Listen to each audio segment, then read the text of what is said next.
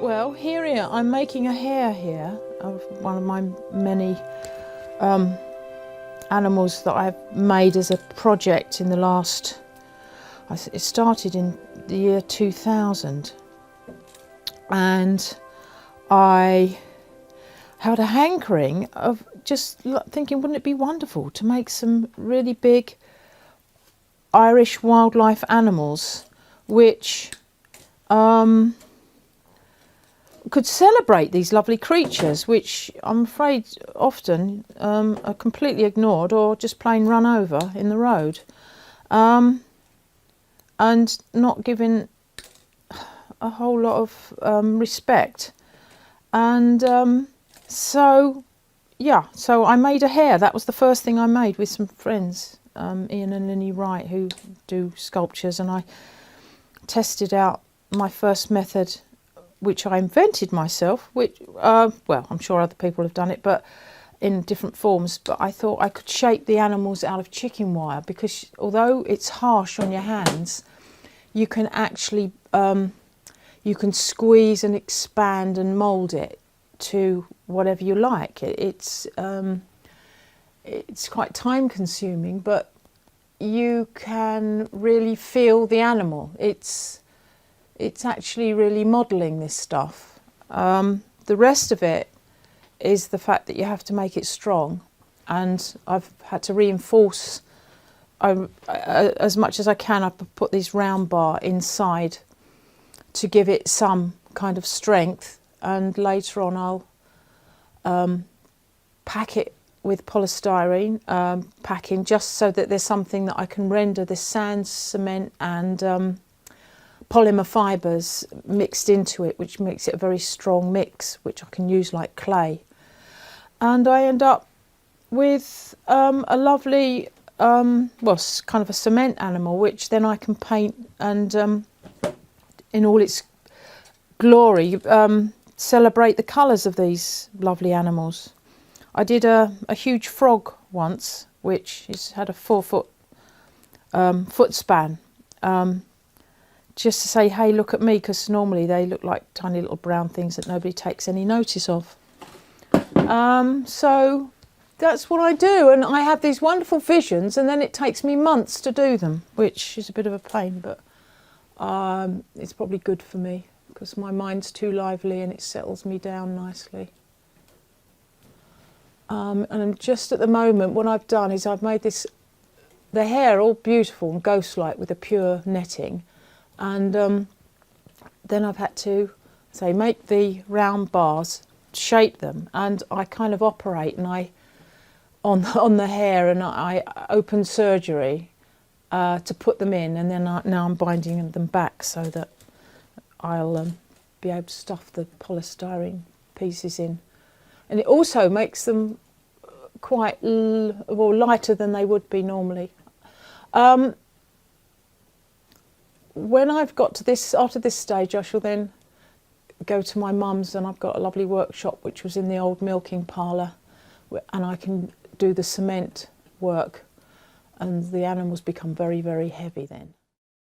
When I was born, it was not too long after the Second World War, and it was in the outskirts of London, near Dartford, and my mum and dad had a real job finding somewhere to live because there was just nowhere to live.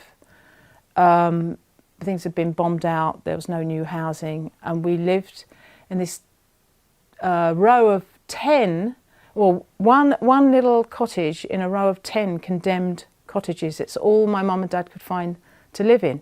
And they were single brick, they weren't insulated or anything. Very cold little cottage they found. And I was born, I think a year after they married. And 2 weeks after my poor dad had a terrible accident at his factory. His engineer works in Erith. A crane knocked into him. So I have a feeling things weren't easy for my parents. They were tough. And I remember this dark little house and always wanting to be out in the garden, which was great for my mum. She could put me in the pram for hours on end, probably, because she was struggling away, trying to do all the work, because Dad, wasn't able at that time. And I think I learned to observe. I just love, and I still remember all the details in that garden. I remember a little rockery and the pansies that my mum would grow, and all through until I was 4.5, that's where we lived, and I always wanted to be outside. I think that was my solution to perhaps, kind of a troubled few years. And then we moved to a place called South Darenth, which to us was, and my parents, was absolutely heaven. I think my dad got compensation for his bad back, and he won some money on the horses. And it gave them enough money to get a deposit on a house which was 4.5 miles from Dartford, but into the countryside in this lovely Shoreham River Valley. Now, in that village also was this great big paper mill, which looked like something from northern England, the Industrial Revolution, which kind of haunted me when I was as a child, because so many of the kids' parents worked in this place, and it looked like sort of a bit of a Dante's Inferno, kind of great big huge mill chimneys. And I always wondered whether I would end up there for the rest of my life, kind of thing, because a lot of the children said, "Oh, I'm going to work in the mill like my granddad, my dad and my granddad did." But in amongst all of that, there was the beautiful Shoreham River Valley, which I was able to extend my love for nature and outside and running around, because I was a very physical little girl. And a tomboy as well, climbing trees and down the river every day. So that's kind of set my childhood, and also painting right from very, very tiny. When I was very, very tiny, it was my escape. I could create anything I liked on paper, even if things weren't so good at home or it seemed dark, or it cold, I could always get my mum always, you know, provided me with coloured pencils and crayons and everything else, and it was a great way of keeping me quiet as well.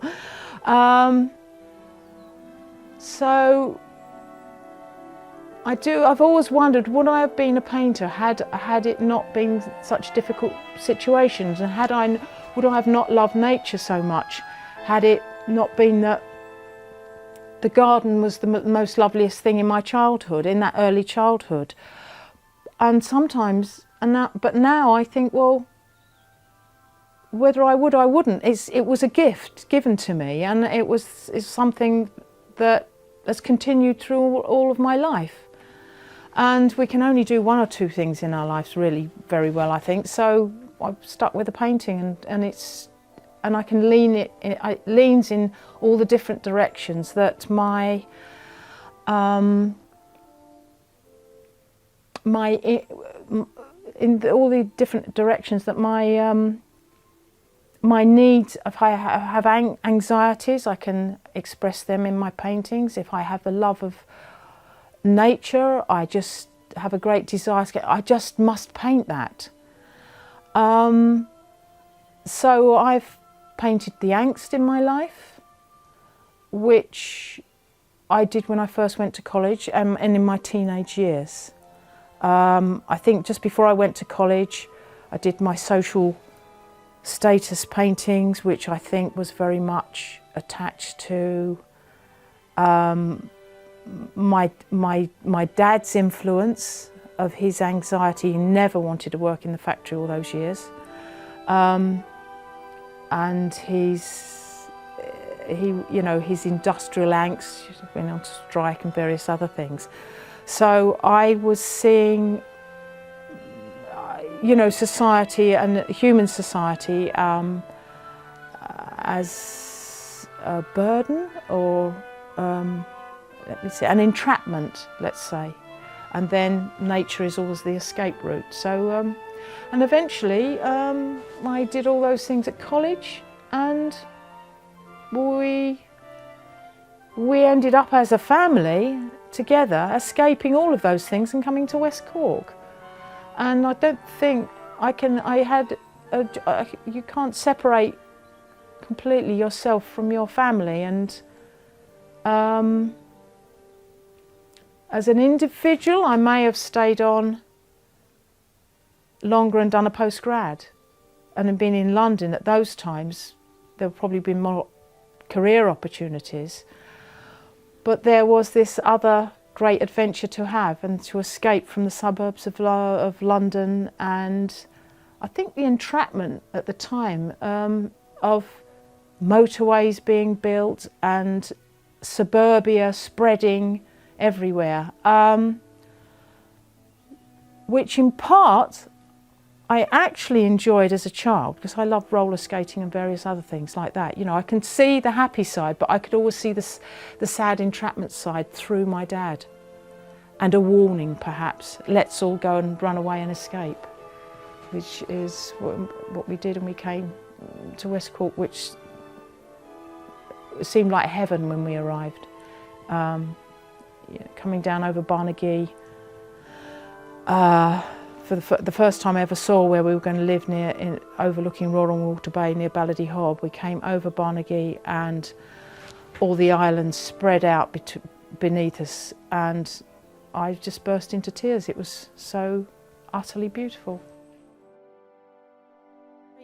After our great adventure of coming to Ireland, a kind of reality struck, which is that it was pretty hard to make a living when we were here, even as beautiful as it was.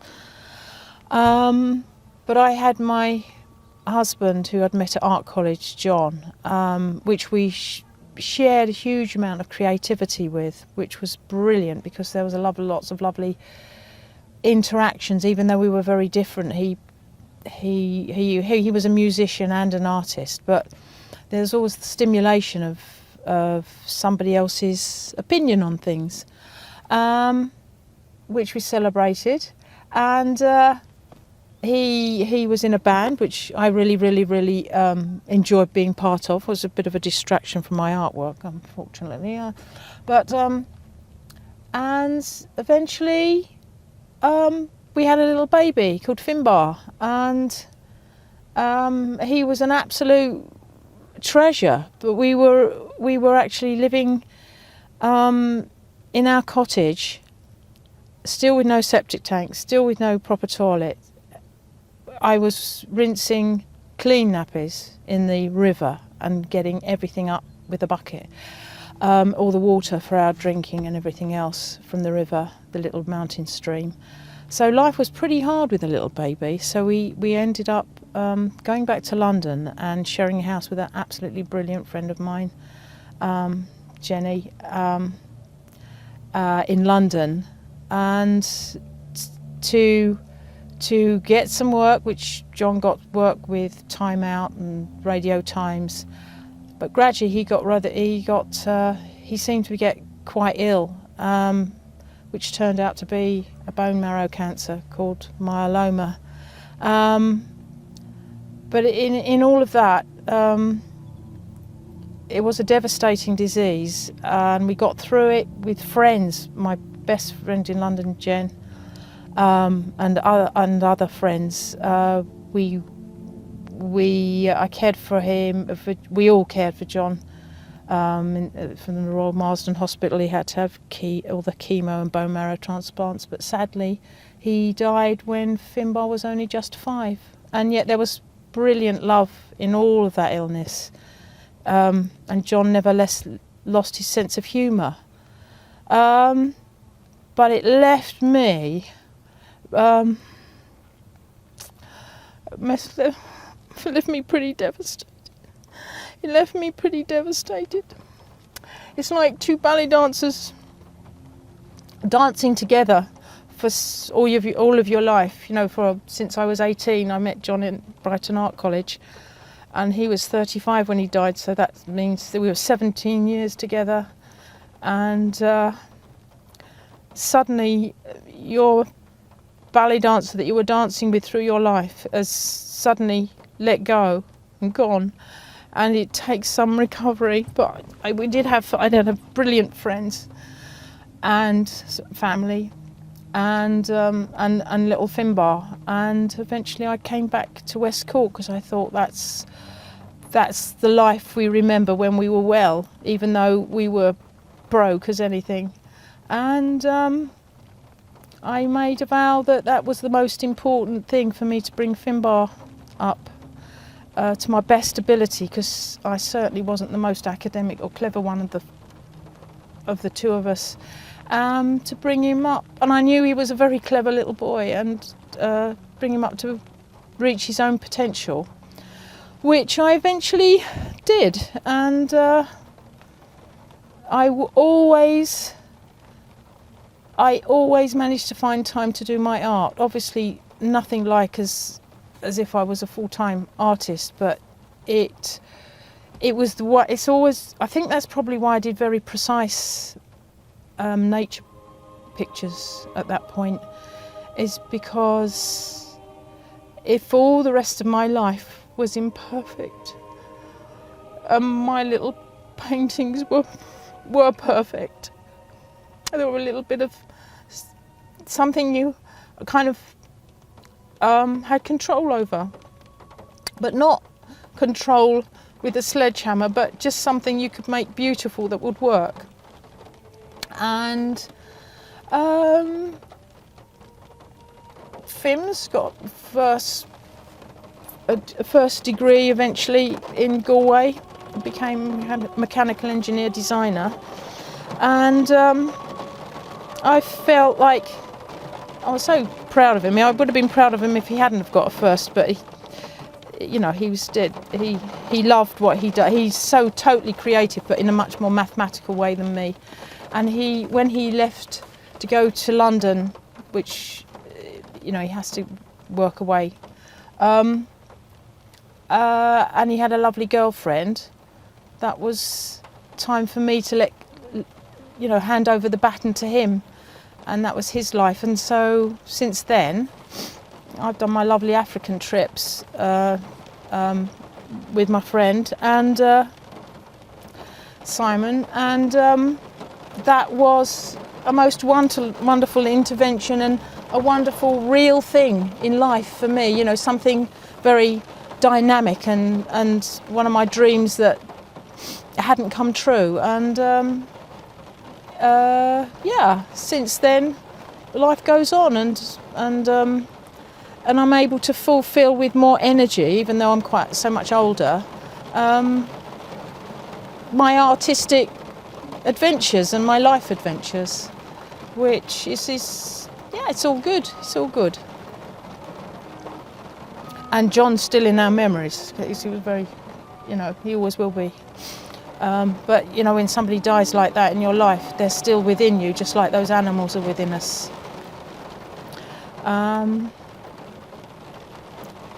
And here we are in jolly West Cork.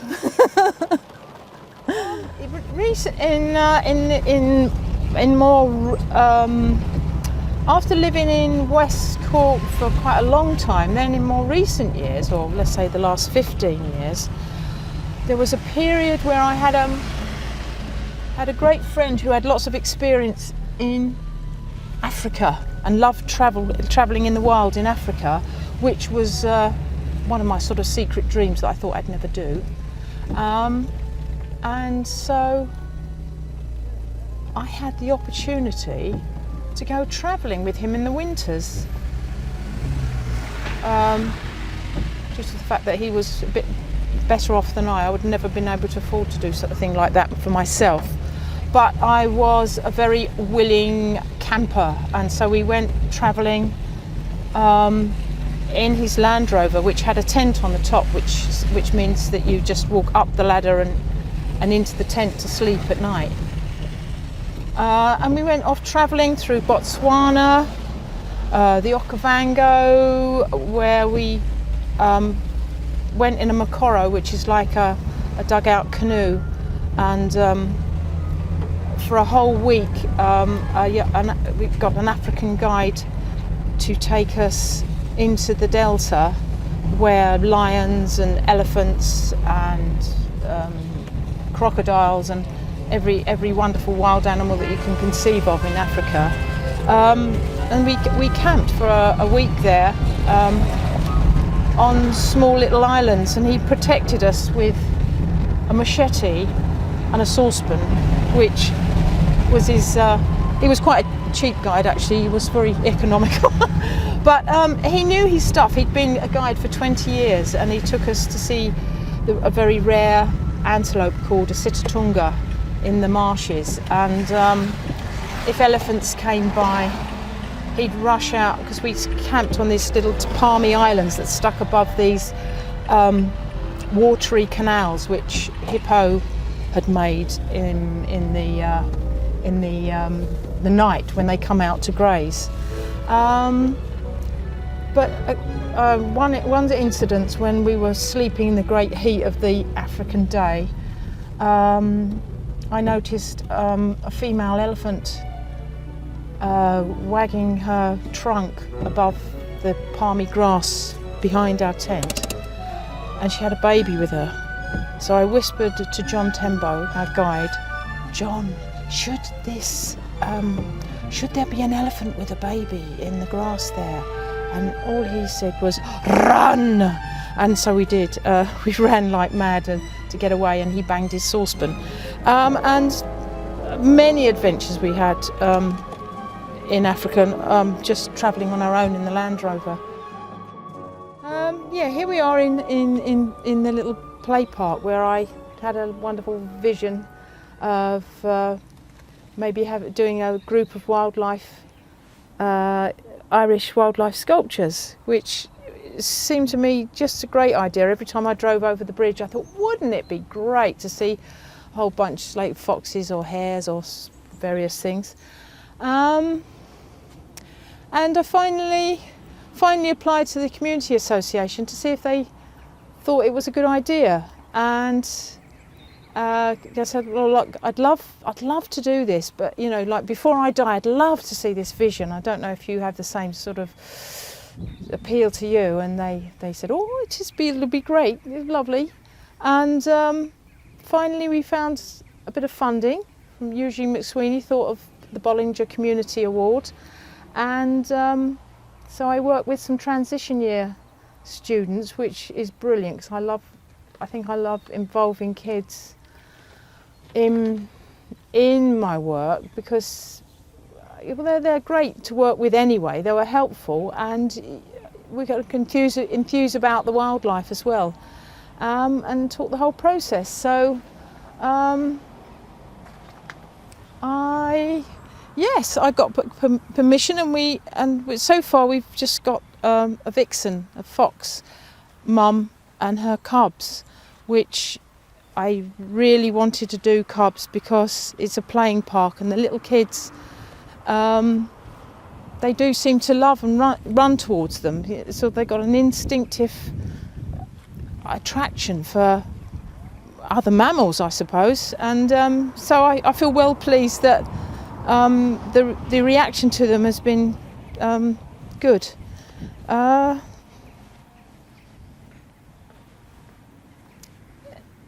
Yeah, it's her mum and her babies, just like the mums and the babies come here and the grannies play in the little park with the kids. It's a bit like the mammal version of that.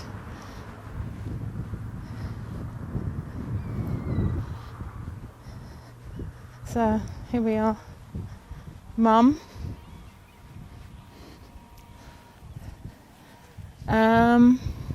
Minding her babies, or just keeping an eye on them, as responsible mums do. And the cheeky ones and the little, what we say, not the run to the litter, but the shy, retiring one. As I say, when I make these things, I do a drawing and a sketch or something, and then I found out that when you're actually doing something in 3 dimensions, it's a whole different thing. It's much more, I don't know, let me see, one thinks in the round with them, and you have to wrestle them into shape. When I start with the wire, the chicken wire, as I say, it just wants to be chicken wire, and you say you will be a fox, and you will be a fox, and you pull its head up, and suddenly it needs a chest, and suddenly it needs a bottom, and you get the proportions, and it slowly becomes itself. And you say you will be a mother fox, and there's a certain point when they just take over, and they definitely become themselves, and then you're a sort of a servant to sort of finish them off well, with all the cement and all the, well, you strengthen them and give them a skeleton, and then paint them and have to let them go, really. Just like the little baby, you say, I want you to be a cheeky baby, and then somehow it has to direct you to what it's going to be, which is an interesting, I think it connects with some kind of subconscious kind of connection that we have with these creatures. For thousands and thousands of years they've been around in our landscape.